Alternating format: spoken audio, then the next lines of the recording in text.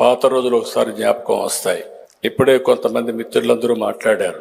అవి చూసినప్పుడు 96లో ప్రారంభించినటువంటి హైదరాబాద్ నగరంలో 2 సిటీస్ ఉంటే, హైదరాబాద్ సికింద్రాబాద్ ఉంటే, సైబరాబాద్ నగరాన్ని నిర్మాణం చేయడమే కాకుండా ప్రపంచంలోనే హైదరాబాద్ నగరం మేటైన నగరంగా తీర్దిద్దామంటే దాంట్లో తెలుగుదేశం పాత్ర ఉందని చెప్పి కూడా నేను మీకు తెలియజేస్తున్నా. ఎప్పుడు కూడా ఒక దూరదృష్టి ఉండాలి. ఏ పని చేయాలన్నా ఒక నిర్దిష్టమైన ఆలోచన ఉండాలి. భవిష్యత్తులో జరగబోయే విషయాలను కూడా ముందుగానే మనం ఆలోచించుకొని తగిన విధంగా మనం ముందుకు పోగలిగితే ఏదైనా సాధ్యం.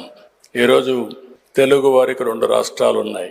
తెలంగాణ రాష్ట్రాన్ని మీరు చూస్తే ఆ రోజు వేసిన ఫౌండేషన్స్ కానీ డెవలప్ చేసిన ఎకో సిస్టమ్ చూసిన తర్వాత ఈరోజు దేశంలోనే అత్యధిక పర్ క్యాపిటా ఇన్కమ్ ఉండే రాష్ట్రం తెలంగాణ రాష్ట్రం.